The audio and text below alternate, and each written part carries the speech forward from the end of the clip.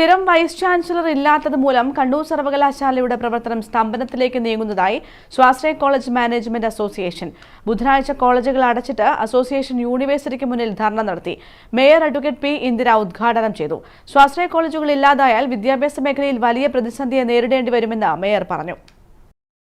2025-26 വർഷത്തെ അഫിലിയേഷൻ പോലും ലഭിക്കാതെ സ്വാശ്രയ കോളേജുകൾ വലിയ പ്രതിസന്ധിയെയാണ് നേരിടുന്നതെന്ന് സ്വാശ്രയ arts and science college management association ഭാരവാഹികൾ പറഞ്ഞു. സ്ഥിരമായി വൈസ് ചാൻസലറും പ്രോ വൈസ് ചാൻസലറും ഇല്ലാത്തത് വലിയ പ്രതിസന്ധിയാണ് ഈ മേഖലയിൽ സൃഷ്ടിക്കുന്നത്. ഇതിനെതിരെ ശക്തമായ പ്രക്ഷോഭം ആരംഭിക്കുമെന്നും മാനേജ്മെന്റ് അസോസിയേഷൻ ഭാരവാഹികൾ പറഞ്ഞു. ഇതിനു മുന്നോടിയായാണ് ബുധനാഴ്ച കോളേജുകൾ അടച്ചിട്ട് യൂണിവേഴ്സിറ്റിക്ക് മുന്നിൽ ധർണ നടത്തിയത്. ധർണ Kannur corporation mayor advocate P. Indira ഉദ്ഘാടനം ചെയ്തു. വിദ്യാഭ്യാസ മേഖലയുടെ നട്ടെല്ലായാണ് സ്വാശ്രയ കോളേജുകൾ പ്രവർത്തിക്കുന്നതെന്നും ഈ മേഖല തകർന്നാൽ വലിയ പ്രതിസന്ധി വിദ്യാഭ്യാസ മേഖലയിൽ ഉണ്ടാകുമെന്നും മേയർ പറഞ്ഞു. സ്ഥിരം വൈസ് ചാൻസലർ ഇല്ലാത്തത് സ്വാശ്രയ കോളേജുകൾക്ക് മാത്രമല്ല റെഗുലർ കോളേജുകൾക്കും പ്രതിസന്ധി സൃഷ്ടിക്കുന്നുണ്ട്. ഈ വിഷയത്തിൽ അടിയന്തര പരിഹാരം ഉണ്ടാക്കണമെന്നും മേയർ ആവശ്യപ്പെട്ടു.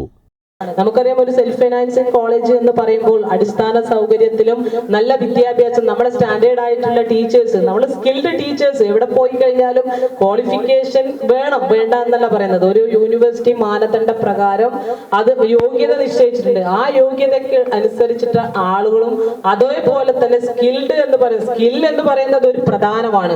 നമ്മൾ ഒരുപാട് ക്വാളിഫിക്കേഷൻ ഉണ്ടായത് കൊണ്ട് ഒരു മക്കളെ പഠിപ്പിച്ച് മനസ്സിലാക്കി കൊണ്ടുവരണമെന്നില്ല. അവിടെയാണ് നമ്മൾ സ്കില്ലിന് പ്രാധാന്യം നൽകുന്നത്. ആ തരത്തിലുള്ള ആളുകൾ നല്ല വിദ്യാഭ്യാസം ലഭിക്കുക എന്ന് പറയുന്നത് സെൽഫ് ഫിനാൻസിങ് കോളേജുകളിൽ തന്നെയാണ്. അതിൽ യാതൊരു സംശയവുമില്ല. അതിന്റെ ബാധ്യത അത് ആ മാനേജ്മെന്റിന് മാത്രമാക്കി മാറ്റുന്നത് ശരിയല്ല എന്നുള്ളതാണ്. അത്രമാത്രം അടിസ്ഥാന സൗകര്യങ്ങൾ ഒരുക്കിക്കൊണ്ടാണ് കോളേജുകളൊക്കെ ഒരു മാനേജ്മെന്റ് നടത്തി മുന്നോട്ട് പോകുന്നത്.